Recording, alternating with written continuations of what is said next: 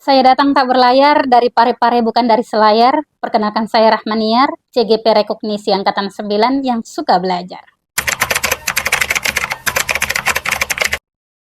Modul 14 yang bertema budaya positif memberikan pengalaman berharga dalam menguatkan peran saya sebagai seorang guru yang tidak hanya menuntun murid dengan keunikan sesuai kodrat zaman dan alam dalam mencapai kebahagiaannya. Namun, untuk mencapainya perlu menyandingkan dengan menghadirkan budaya positif di lingkungan sekolah. Dengan penerapan budaya positif akan memotivasi secara internal tanpa paksaan untuk mereka dalam berperilaku budi pekerti dengan mampu menemukan solusi atas masalah yang dilakukannya, pun menguatkan keyakinan mereka untuk melakukan hal-hal yang baik dalam mencapai nilai-nilai kebajikan yang terkandung pada profil atau elemen profil pelajar Pancasila. Saya juga merasakan bahwa pengalaman belajar pada modul 14 ini juga akan terwujud dengan penguatan nilai dan peran saya sebagai seorang calon guru penggerak. Nilai guru penggerak yang saya maksud adalah mandiri, reflektif, kolaboratif, inovatif, serta berpihak pada murid. Nilai itu akan mampu tertanam jika peran sebagai pemimpin pembelajaran, menggerakkan komunitas praktisi, menjadi coach bagi guru lain, menjalin kolaborasi antar guru, dan mewujudkan kepemimpinan murid dengan merancang visi menggunakan tahapan bakca. Sekarang kan kita Pada penerapannya di sekolah, saya sudah memperbaiki kesalahan yang pernah saya lakukan. Iya, benar banget. Merdeka ini saya yang pemalu dan percaya diri. Ini saya berikan justru hukuman itu malah melukai mereka. Dengan menerapkan budaya positif di sekolah, murid akan melakukan perubahan ekosistem yang penuh dengan suasana positif di tengah keberagaman dan keunikan para murid kita. Oleh karena itu, keterkaitan antara materi pada paket modul 1 harus beririsan satu sama lainnya.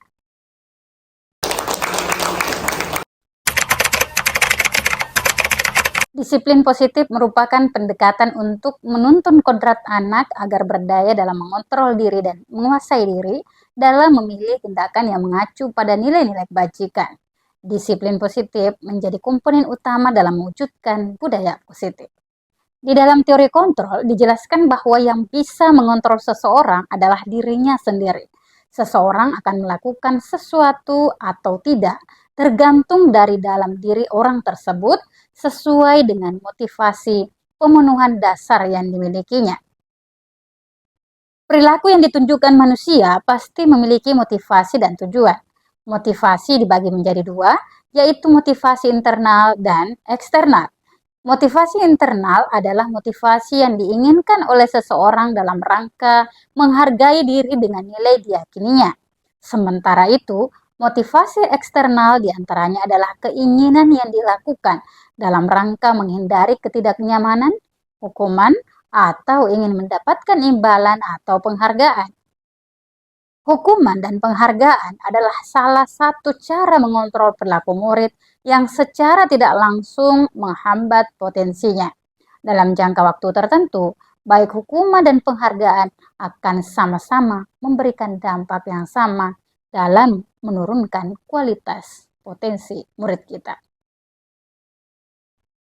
Ada 5 posisi kontrol guru, yaitu sebagai penghukum, sebagai pembuat rasa bersalah, sebagai teman, sebagai pemantau, pun sebagai manajer. Sedangkan kebutuhan dasar manusia pun juga 5 jenis, yaitu kebutuhan bertahan hidup, kasih sayang dan rasa memiliki, kebebasan, kesenangan, dan penguasaan. Keyakinan kelas adalah nilai-nilai kebajikan yang diyakini oleh warga kelas atau warga sekolah dalam menumbuhkan motivasi internal dan budaya positif di kelas. Restitusi adalah proses menciptakan kondisi bagi murid untuk memperbaiki kesalahan mereka, sehingga mereka bisa kembali pada kelompok mereka dengan karakter yang lebih kuat.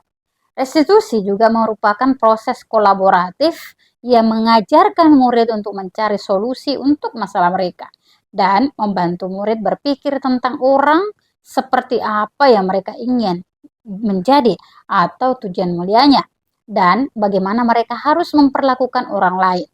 Segitiga restitusi adalah alur untuk menegakkan keyakinan bersama di dalam kelas atau sekolah. Terdapat 3 unsur segitiga restitusi. Yang pertama, menstabilkan identitas. Kedua, validasi tindakan yang salah. Dan yang ketiga, menanyakan keyakinan. Selama ini saya mengira pemberian penghargaan itu adalah bentuk apresiasi yang dapat meningkatkan kualitas murid.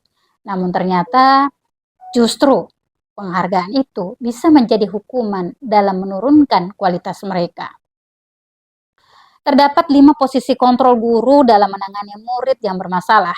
Saat ini saya lebih banyak di posisi guru sebagai teman dan pernah dalam posisi pembuat rasa bersalah dan penghukum. Saya menyadari bahwa posisi kontrol terbaik adalah sebagai manajer dalam menyelesaikan permasalahan mereka di sekolah.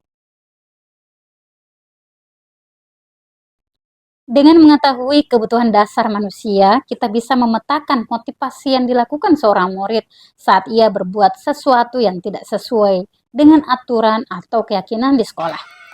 Keyakinan kelas ternyata berbeda dengan aturan kesepakatan kelas. Saya sering melakukan bagian dari segitiga restitusi, yakni menstabilkan identitas dan validasi tindakan. Tetapi saya baru tahu ada bagian menanyakan keyakinan kelas. Hal itu cukup menarik dan penting untuk pemahaman saya. Setelah mempelajari modul ini, ada beberapa perubahan dari cara berpikir saya, yaitu membuka sudut pandang saya tentang motivasi yang dilakukan oleh seseorang dan kaitannya dengan pemenuhan kebutuhan dasarnya. Oleh sebab itu, saya bisa menganalisis apa yang dibutuhkan dan diinginkan, sehingga bisa mempermudah dalam mencarikan solusi yang tepat. Dan ternyata, baik hukuman maupun penghargaan sangat kurang efektif jika diterapkan dalam pembelajaran. Saya berpikir bahwa guru harus menempatkan dirinya sebagai manajer dalam menangani permasalahan pada murid. Aku dari kau bicuki, bicu-bicu aku ngaca gak basogi. Saya pernah melakukan bagian dari segitiga restitusi tetapi tidak menerapkan langkah menanyakan keyakinan karena memang belum membuat suatu keyakinan kelas atau sekolah. Maka dari itu, ke depannya saya akan membentuk keyakinan kelas agar bisa menjadi pedoman saat menerapkan segitiga restitusi pada murid. Saya mendapati murid yang bermasalah, ada rasa amarah yang muncul, bahkan saya mulai memberontak. Namun, saya segera sadar bahwa amarah itu justru akan menambah masalah. Oleh sebab itu, saya menggali apa motivasi yang mendorong murid untuk membuat salah tersebut. Saya yakin saat murid menyadari bahwa dia salah dan berupaya memperbaiki diri, maka saya akan merasakan kesenangan dan merasa lega. Solusi dari permasalahannya itu akan dicari sendiri oleh siswa saya. Dalam penerapan segitiga restitusi, saya kurang di bagian menanyakan keyakinan. Untuk itu ke depannya, saya akan menyelipkan dalam pemenuhan atau penyelesaian kasus-kasus yang terjadi di sekolah saya. Sebelum mempelajari modul 1.4, saya lebih banyak menempatkan diri di posisi guru sebagai teman dan pemantau. Perasaannya masih kurang puas karena murid terkadang masih melakukan masalah yang sama atau masalah yang berulang. Setelah mempelajari modul ini, saya akan memakai posisi sebagai seorang manajer. Ya, perbedaannya adalah dengan posisi manajer, murid bisa menyadari masalah yang dilakukannya dan memberikan ruang kepada murid untuk menyelesaikan masalah dengan solusinya sendiri. Saya menerapkan di bagian menstabilkan identitas dan validasi tindakan yang salah. Nah, bagian yang belum saya laksanakan adalah bagian menanyakan keyakinan seperti yang saya jelaskan di awal tadi. Hal yang penting untuk dilakukan adalah bagaimana proses menciptakan budaya positif di lingkungan kelas atau sekolah, yaitu perlunya tindakan konsisten dan kolaboratif untuk mendukung tumbuhnya budaya positif. Keseluruhan proses belajar pada materi ini menjadi pengalaman berharga untuk menjadi guru penggerak perubahan ekosistem sekolah yang berpihak pada murid. Dengan budaya positif serta dikuatkan dengan penerapan modul 11, 12 maupun 13 sebagaimana yang saya jelaskan di awal, saya bisa menjadi guru yang lebih baik, guru yang benar-benar menjadi seorang penggerak perubahan untuk memastikan well-being murid saya. Salah satu praktik baik yang telah saya lakukan adalah dengan menuntun murid saya menemukan jati diri dan potensinya, yaitu dengan penerapan model pembelajaran yang saya terapkan di kelas yang saya beri nama Poci Learning Model. Tentu keseluruhan pemahaman saya pada keterkaitan materi pada paket modul 1 ini tidak hanya saya dapatkan di PGP atau Pendidikan Guru Penggerak, tetapi saya juga menelusuri dari beberapa informasi lain, baik melalui buku, jurnal, maupun internet sebagai salah satu cara saya dalam belajar. Demikian pemahaman saya yang saya koneksikan antara materi pada paket modul 1. Dalam modul 14 yang saya koneksikan dengan modul 11, 12 maupun 13. Semoga bermanfaat. Saya Rahmaniar pamit undur diri. Salam Guru Penggerak. Assalamualaikum warahmatullahi wabarakatuh.